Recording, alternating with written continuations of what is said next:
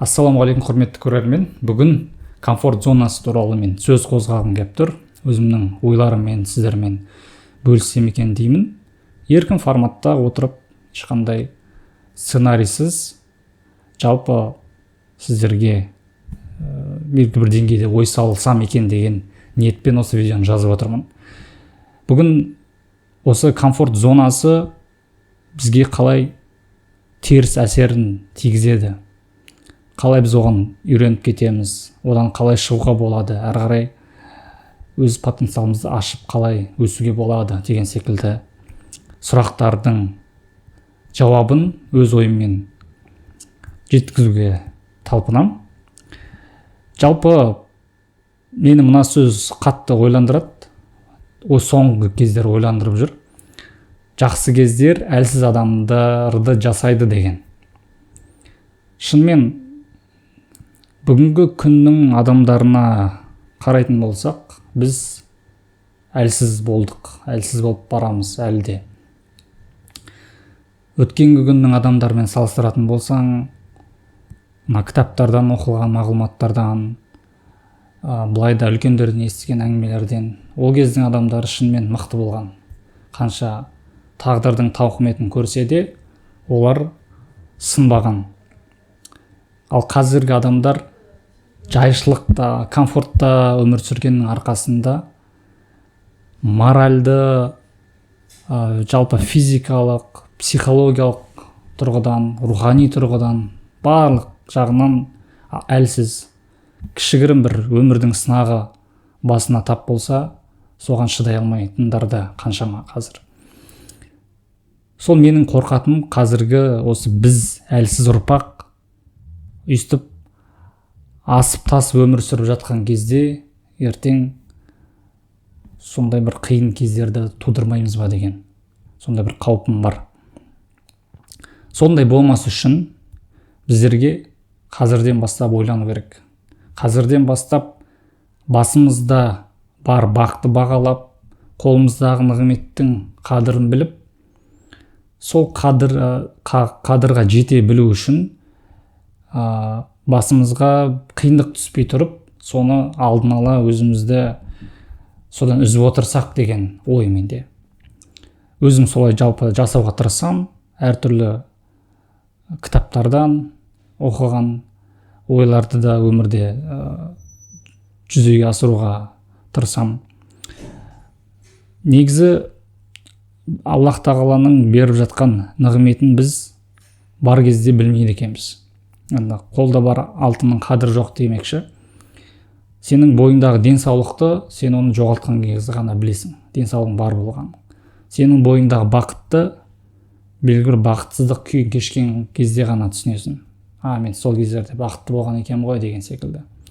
Сол үшін арасында жасанды түрде сол нығметтерден қол үзіп тұру қажет екен. Ол қалай? Мысалы, қарапайым оразадан бастасақ болады. Қарапайым ораза ұстап, өзіміздің нәпсімізді тізгіндеп, күнделікті сол нәпсіміздің қалауларын кішкене басып отырамыз.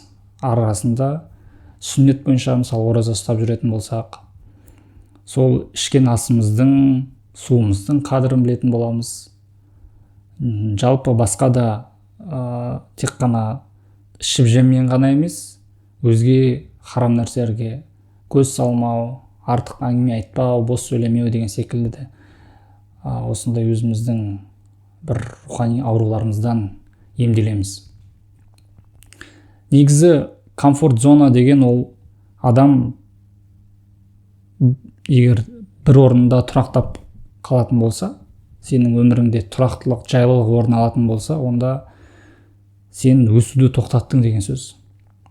Бір болотада қалып қойған секілдісің. Адам жалпы 60% денесі судан тұрады екен.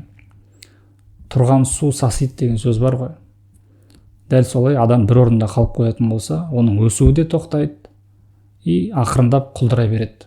Тіпті сен бір орында тұрсаң, ол сен бір қалыпта қаласың деген сөз емес. Мысалы, жалақының өзін алатын болсақ, сен жыл сайын сол бір қалыптағы жалақыны алатын болсаң, демек сен құлдырап жатсың деген сөз, түсіп жатсың деген сөз, бір қалыпта тұрған жоқсың. Неге? Себебі жыл сайын ол ақша өзінің сатып алу қабілетін жоғалтып жатыр.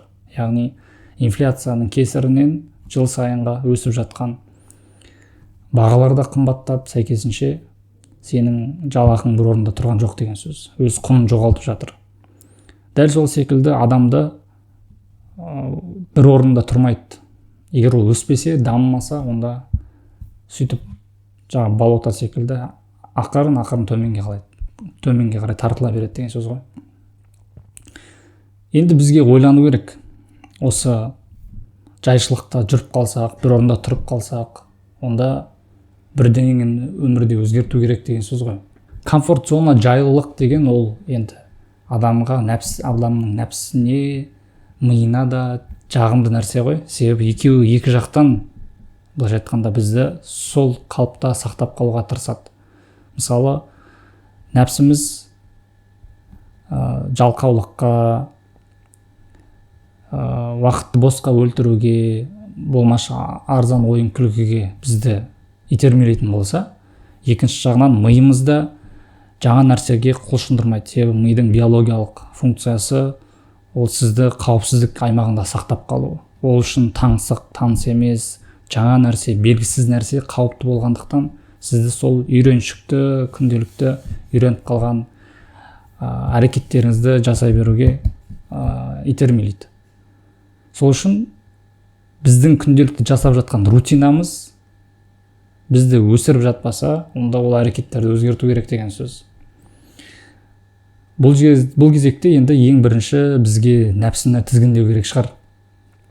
Себебі нәпсі жалпы Құранда айтылғандай ол бірінші деңгей нәпсінің, енді әлбетте адамды жамандыққа бұйырады. Ол нәпсі бір асауат секілді дейді ғой. Егерде оны өлтіретін болсаң, онымен жүре алмайсың дейді. Егер оны жайына жіберетін болсаң, ол сені айдалаға алып апарады. Ал егер тізгіндейтін болсаң, онда мақсатты жеріңе жеткізеді. Сол үшін осы нәпсімізді тізгіндеу өте маңызды болып табылады. Енді сол бұрынғы софылардың, ізгілердің, жалпы үлкен ғалымдардың ұстанған жол ғой бұл. Нәпсім маған не бұйырса, мен оған кері қарай әрекет жасаймын деген. Нәпсім мысалы жасама дейма бір істі, мен керісінше жасаймын дейді. Нәпсім маған сөйлеуді бұйырса, мен үндемеймін дейді. Нәпсім маған үндеме десе, мен керісінше сол кезде айтамын дейді. Осылай біз нәпсімізді тәрбиелей алады екенбіз негізі. Ол үшін жаңа айтқандай ораза ұстап, намаз оқып, жалпы енді Аллах Тағала бізге бұйырған құлшылығының өзі осы зона комфортадан шығуға бізге итермелейді. Себебі сен тіпті мысалы таң намазына тұрғанның өзінде жылы төсегіңді қиып, тәтті ұйқыңды қиып тұрып, дәретіңді алып намазыңды оқуың керек. Оның өзі осы нәпсімді жеңуге көмектеседі. Енді бұл үлкен күрес қой, өмір бойы жалғасатын күрес. Адам тек өлген кезде ғана нәпсісін жеңеді. Оған дейін сен тек қана күресімен өтесің. Сол үшін бұл ең ауыр күрес. Мен мына кітапты бекер әкемедім. Насим Талибтің антихрупкость маған өте қатты ұнаған кітаптардың бірі. Енді әлі де оқып жатырмын, соңғы шамалы беттері ғана қалды. Бұл кітапта да автордың айтылған ойлары менің көңілімнен шықты. Себебі автор мына замандағы кризистерден, дағдарыстардан адам қалай мықты болып шығуына болатын жайында көп жазған. Және жалпы өмірлік біздің стресстердің бізге керісінше пайдалы екендігі жайлы айтқан. Мысалы, адам стресске түспесе, ол шыңдалмайды екен. Тіпті спорт залдың өзін алатын болсақ, сіз спорт залға барған кезде ауыр салмақты ғана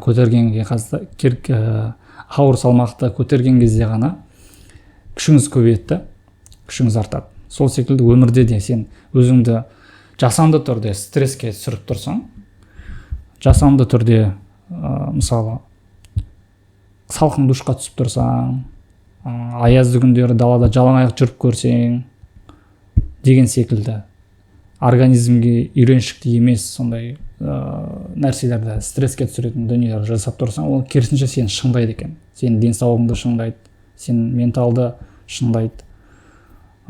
Және мысалы айтады, біздің мына өмірдегі технология жайлылыққа бізді үйретеміз деп керісінше құрдымға келе жатыр да.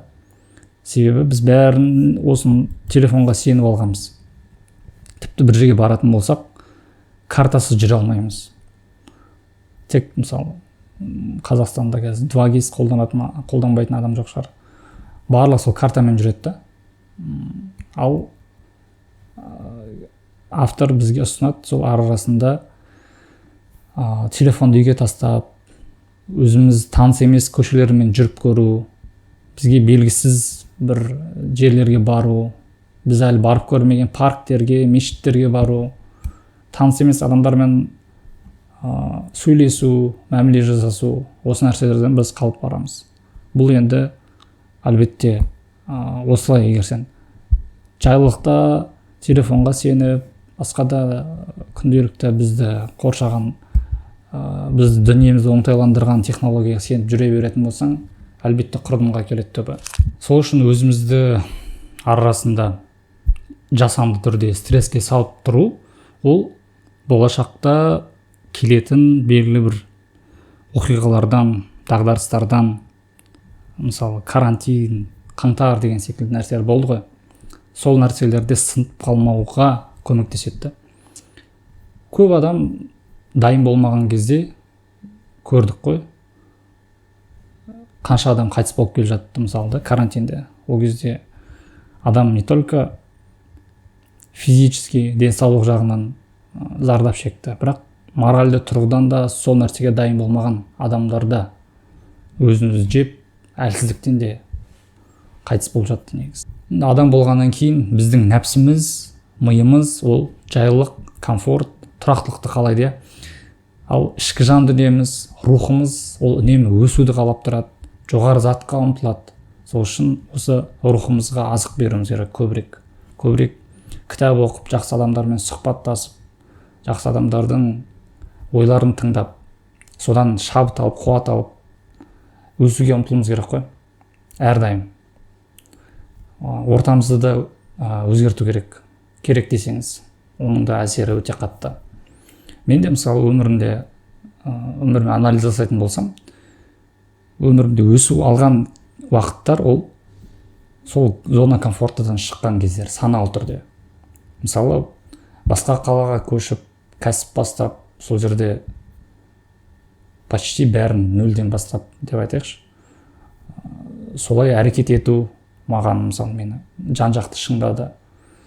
Шетелде оқуымда мен жан-жақты шыңдады. Себебі ол жақта туысқаның жоқ, жақының жоқ. Сен өзің күн көруің керек. Сен бар мақсатың сол білім алу, өзіңді дамытумен айналысу деген секілді. Сол үшін осындай сіздерге ой салу мақсатында осы видеоны жазып жатырмын. Бір орында қалып қалмайық, өзімізді дамытайық, шыңдайық, өсейік, осы рухымыздың қалаған өсуін қанағаттандырайық. Назарларыңызға рахмет. Пікірлеріңізбен бөліссеңіздер маған көбірек ізденуіме, көбірек видео салуыма бір шабыт болатын еді. Арасында сіздерден жекеме хат та келіп тұрады. Маған жазып кері байланыс беріп жатқан жандарға алғысым шексіз. Сіздерге Алла разы болсын.